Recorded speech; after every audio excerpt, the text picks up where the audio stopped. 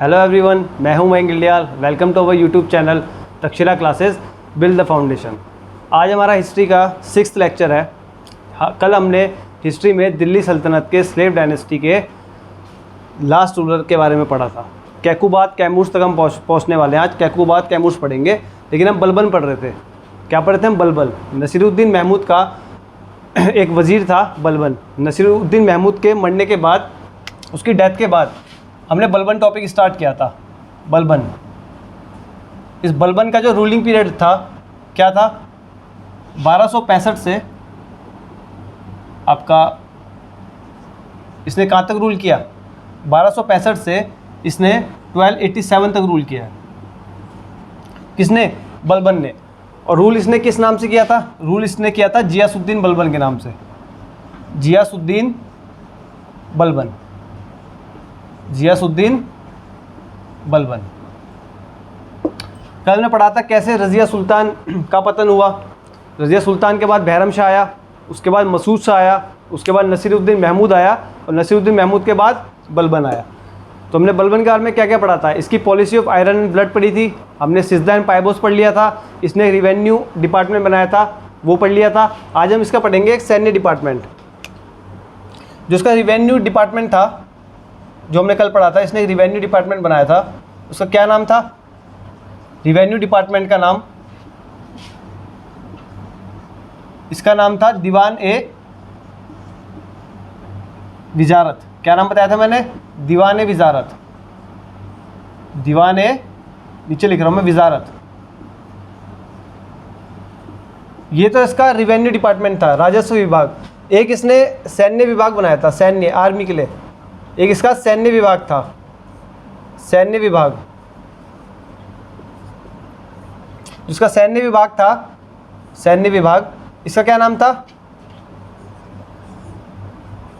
दीवान ए आरिज। दीवान ए आरिज। तो इसने 2 डिपार्टमेंट बनाए थे। कौन कौन से? एक इसने बनाया था रिवेन्यू डिपार्टमेंट, राजस्व विभाग, जिसे कहा गया दीवान ए विजारत। एक इसने बनाया था सैन्य विभाग, जिसे क्या कहा गया? दीवान ए आरिज। किसने बनाया था? बलबन ने। बलबन ने जो रूल किया है जियासुद्दीन बलबन के नाम से किया है। ठीक है। इसका रूलिंग पीरियड क्या है? 1265 से 1287 तक। ठीक, समझ गए इतना आप? तो रिवेन्यू डिपार्टमेंट बनाया इसने एक, दीवान ए विजारत। एक इसने बनाया सैन्य विभाग, जिसे क्या कहा गया? दीवान ए आरिज। और इसने क्या किया? इसने दल चालीसा का एंड कर दिया। इसने दल चालीसा जो स्टार्ट की थी इल्तुतमिश ने, इसने क्या किया? दल चालीसा का एंड कर दिया। दल चालीसा का एंड, खत्म कर दी दल चालीसा इसने। तो क्वेश्चन ये भी आता है कि दल चालीसा का एंड किसने किया? दल चालीसा की शुरुआत किसने की थी? दल चालीसा की शुरुआत की थी इल्तुतमिश ने। तुर्कान चहलगामी, उसी बोलते हैं दल चालीसा। और इसका एंड किसने किया? जियासुद्दीन बलबन ने। तो आप ये नोट कर लेना, दल चालीसा का एंड किसने किया है? जियासुद्दीन बलबन ने।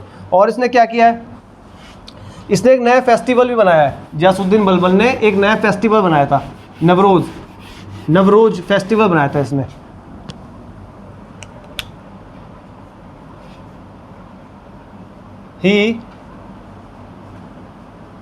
He started a new festival. He started a new festival. इसने एक नया फेस्टिवल बनाया on 21 March.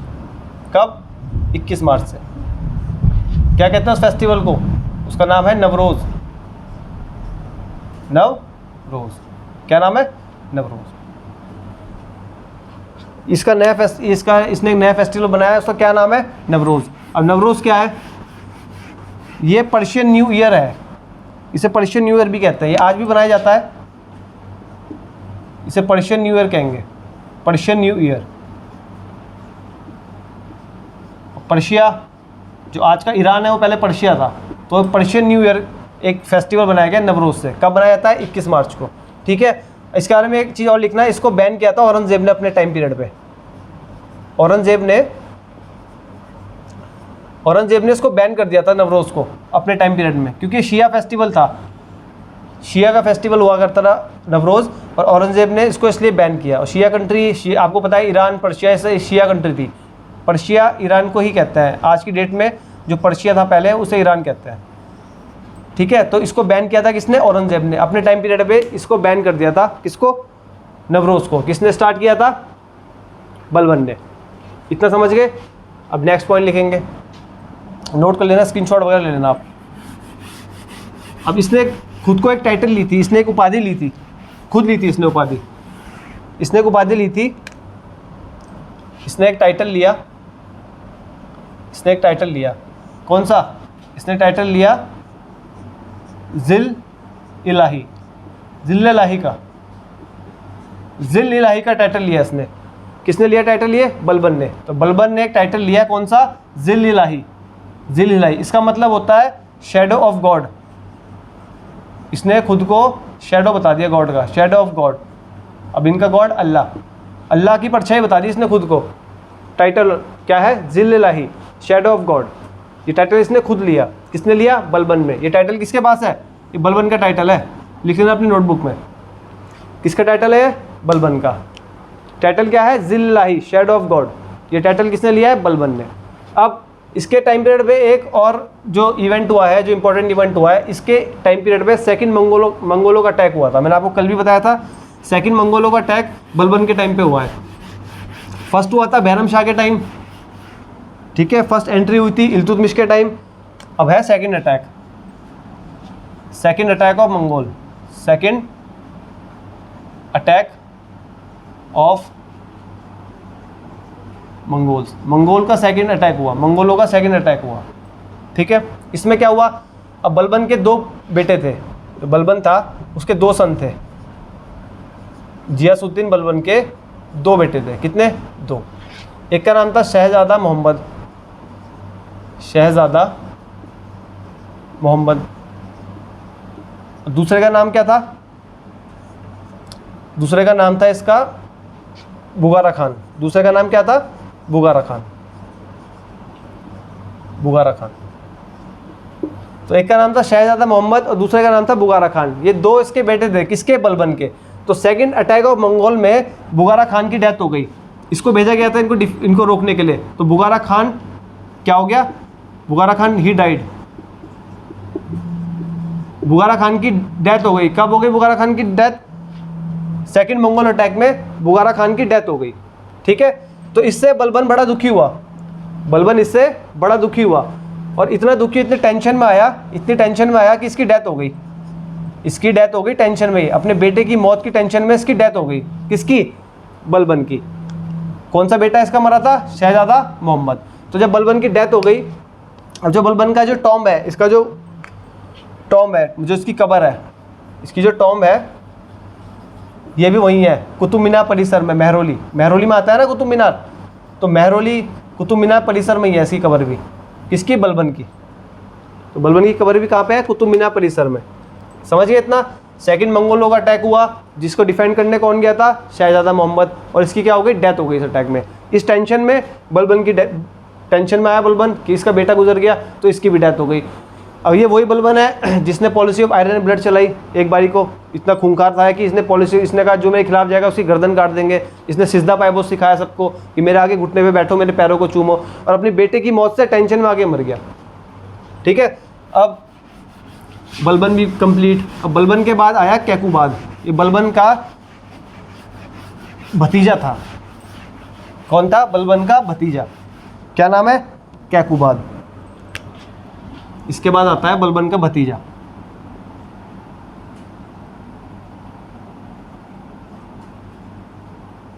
Kaiqubad.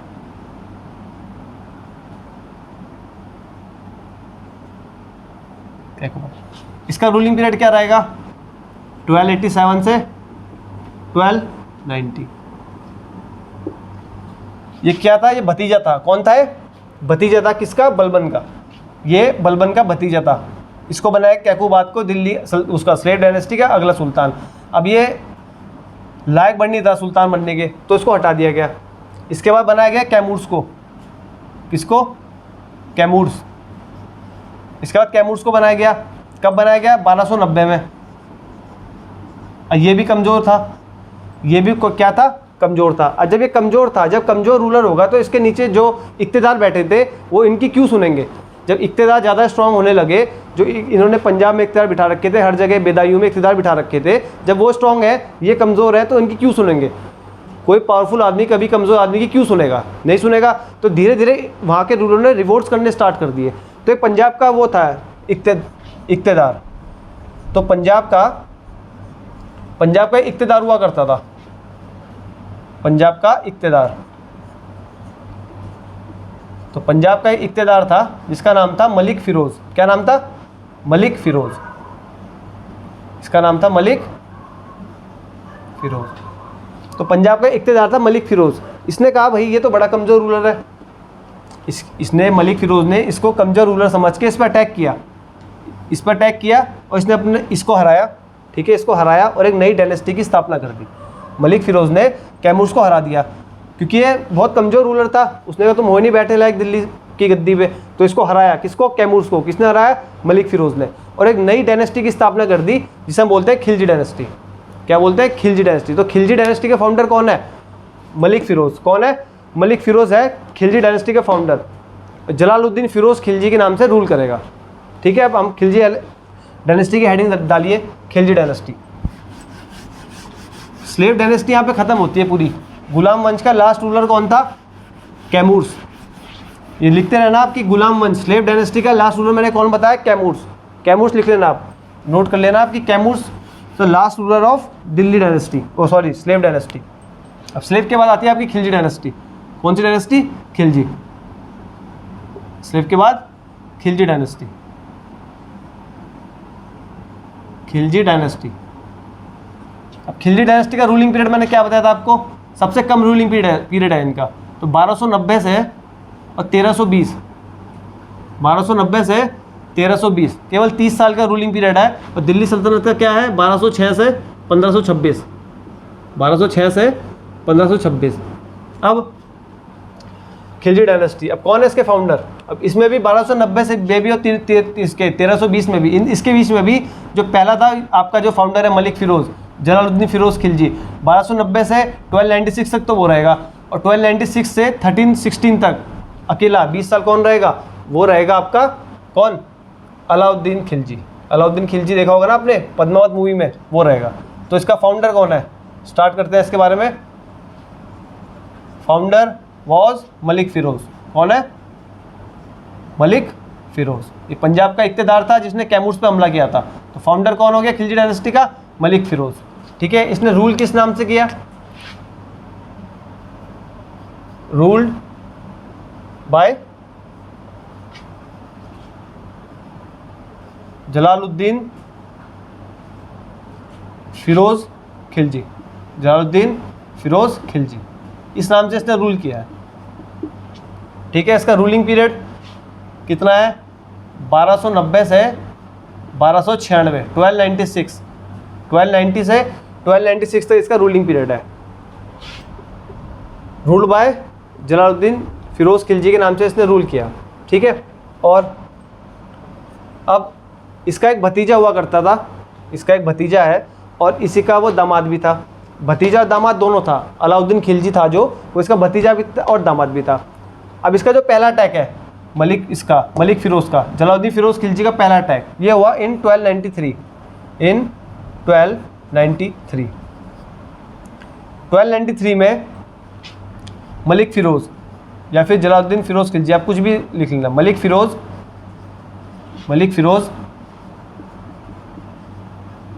Firoz attacked on Devagiri. कहाँ अटैक करा इन्होंने? देवगिरी। अब देवगिरी कहाँ था? देवगिरी था महाराष्ट्र में। कहाँ पे?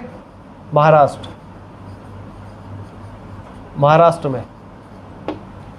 तो इन 1293 मलिक फ़िरोज़ अटैक्ड ऑन देवगिरी महाराष्ट्र।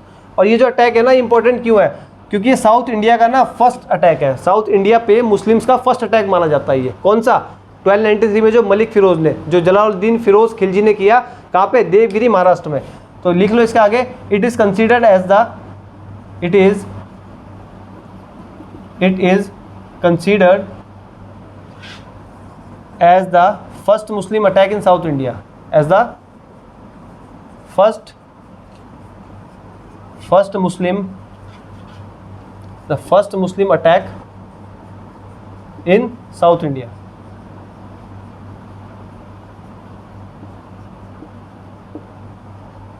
दक्षिण भारत में पहला मुस्लिम अटैक था कौन सा?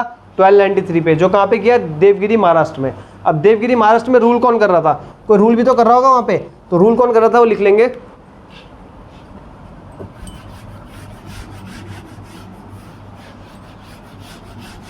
इतना नोट कर ले। तो देवगिरी महाराष्ट्र में, ये देवगिरी है, ठीक है। देवगिरी में उस समय चल रहा था यादव वंश। डायनेस्टी कौन सी थी? डायनेस्टी कौन सी थी? डायनेस्टी थी यादव। कौन सी थी? यादव वंश, ठीक है। रूलर कौन था? रूलर था रामचंद्र देव। कौन था? रामचंद्र देव। तो देवगिरी कहाँ पे है? महाराष्ट्र में। देवगिरी में एक डायनेस्टी चल रही थी, कौन सी? यादव डायनेस्टी का रूलर कौन था? रामचंद्र देव। तो रामचंद्र देव पे अटैक करा था किसने?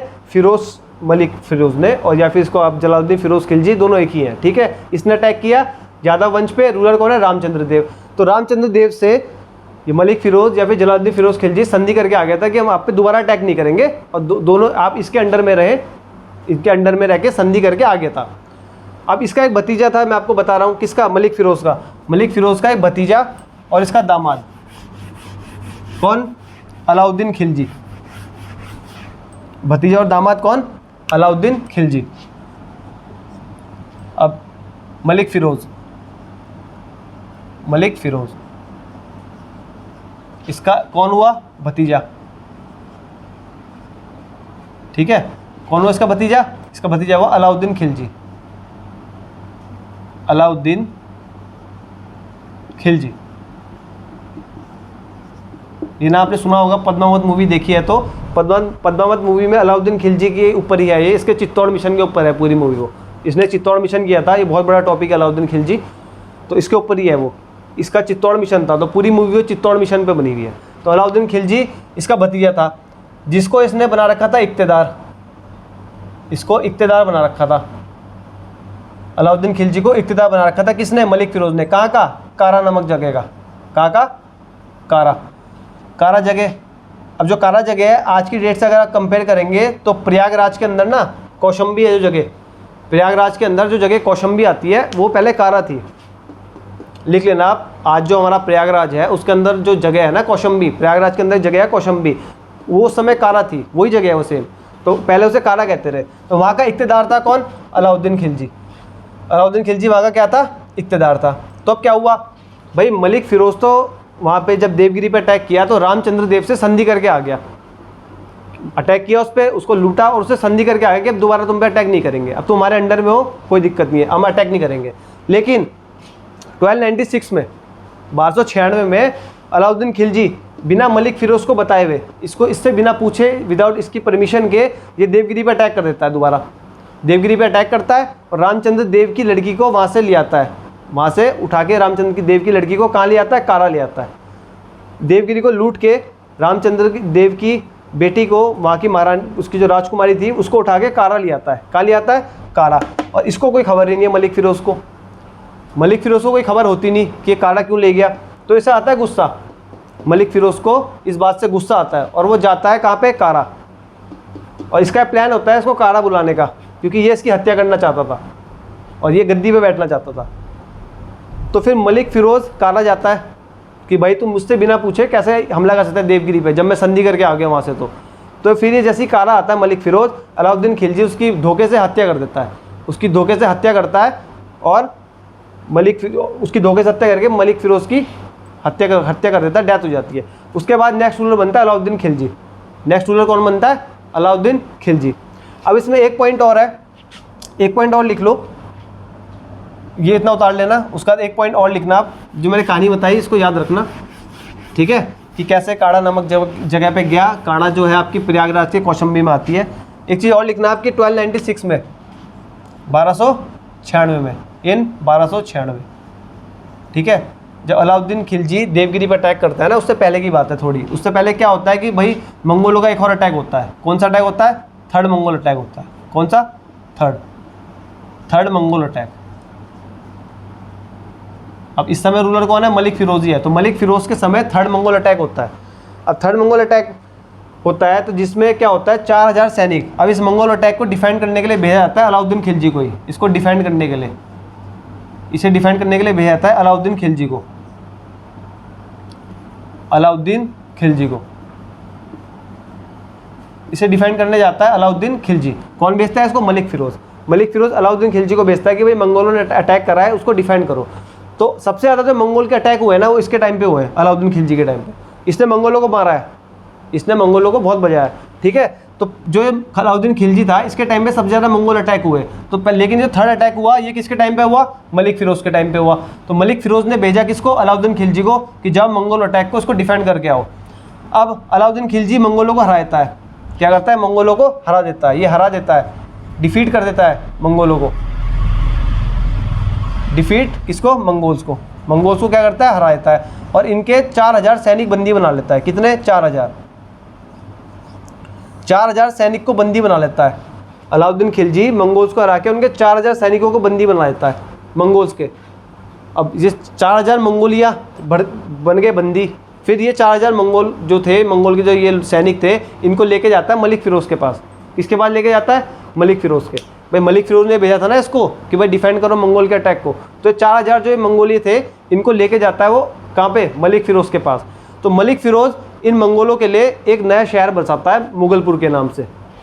मुगलपुर के नाम से एक शहर बसाता है, जो आज आपका दिल्ली में मंगोलपुरी है ना, जो दिल्ली की जगह है मंगोलपुरी, वो इन्हीं मंगोल्स के लिए बसी हुई है। उसे पहले मुगलपुर बोलते थे, आज दिल्ली में उसे मंगोलपुरी बोलते हैं। तो मंगोलपुरी जो है वो इन्हीं मंगोल्स के लिए है। किसने बसाई थी? वो मलिक फिरोज ने। तो ये लाइन लिख लो आप, इतना उतार लेना कि मंगोल के 4000 सैनिक इसने बंदी बनाए और किसके आगे ले गया? मलिक फिरोज के आगे। किसके आगे ले गया? मलिक फिरोज के आगे। तो 4000 सैनिक अरेस्ट करे थे। कितने? 4000 जो थे सोल्जर थे वो अरेस्ट किए। आप सोल्जर लिखना, 4000 सोल्जर अरेस्ट हुए। कितने? 4000। इनको अरेस्ट किया और किसके आगे पेश किया? मलिक फिरोज के आगे। मलिक फिरोज के आगे इनको क्या किया? पेश किया गया। तो मलिक फिरोज ने इन सब के लिए एक नया शहर बसाया, एक न्यू सिटी। एक न्यू सिटी बसाई गई जिसे कहा गया मुगलपुर। क्या कहा गया? मुगलपुर। और बाद में इसका नाम पड़ गया मंगोलपुरी। क्या नाम पड़ गया? मंगोलपुरी।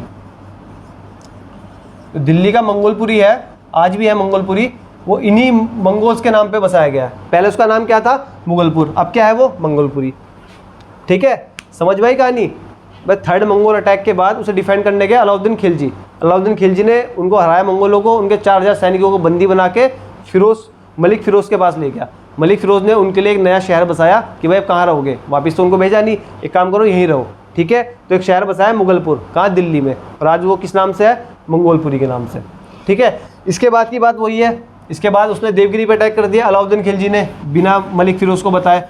तो बस फिर वो कारा नामक जगह पे जाता है मलिक फिरोज, उससे पूछने कि भाई मुझे बिना बताए तूने क्यों अटैक करा, और वो धोखे से उसकी हत्या कर देता है। किसकी हत्या कर देता है?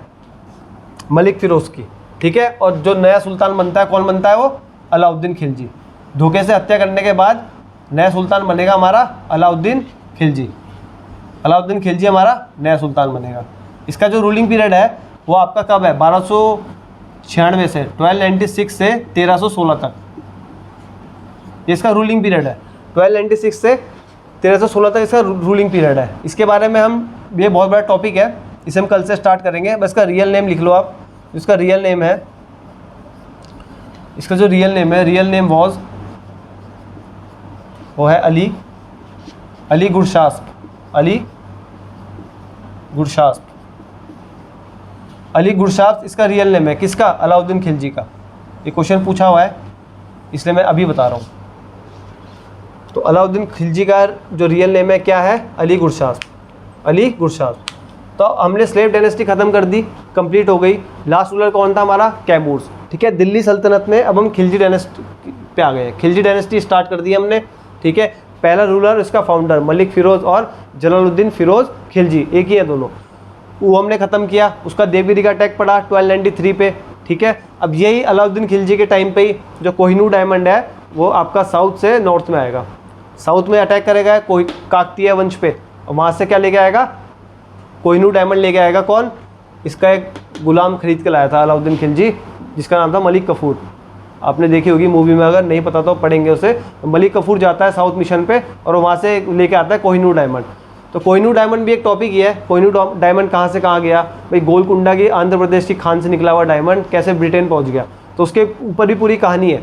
ठीक है, तो जो साउथ से नॉर्थ आया वो कोहिनूर डायमंड, वो अलाउद्दीन खिलजी के टाइम पे ही आएगा। ठीक है, इसके बहुत सारे वो है, इसने बहुत सारी मॉन्यूमेंट्स बनाए हैं, इसने बहुत सारे विभाग बनाए थे। इसके टाइम पे करप्शन बहुत था। ठीक है, इसने वो दाग एंड दुलिया प्रथा स्टार्ट की थी। तो इसके बारे में बहुत बड़ा टॉपिक है जो हम कल से स्टार्ट करेंगे।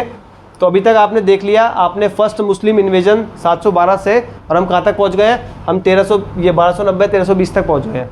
ठीक है, 712, फिर 1000 1027 पढ़ा, फिर 1175 से 1206 पढ़ा, फिर 1206 से लेके और 1526 हम अब पढ़ रहे हैं। ठीक है, अगर आपको लेक्चर पसंद आ रहे हैं, आप ऐसे ही हमें सपोर्ट करते रहिए। वीडियो को लाइक करें, शेयर करें, चैनल को सब्सक्राइब करें। हमारी डिटेल्स आपको आपके इसके नीचे डिस्क्रिप्शन में मिल जाएगी। अगर आप ऑफलाइन क्लास लेने में इंटरेस्टेड हैं तो आप हमसे आके हरिद्वार में मिल सकते हैं। हरिद्वार में हमारी क्लासेस चलती है। ठीक है, आज के लिए इतना ही रखते हैं। अलाउद्दीन खिलजी एक बड़ा टॉपिक है, उसको एक साथ लेके चलेंगे, एक वीडियो में पूरा कवर कर देंगे ताकि आप कंफ्यूज ना हो। ठीक है, आज के लिए इतना ही। Okay bye, take care. कितने मिनट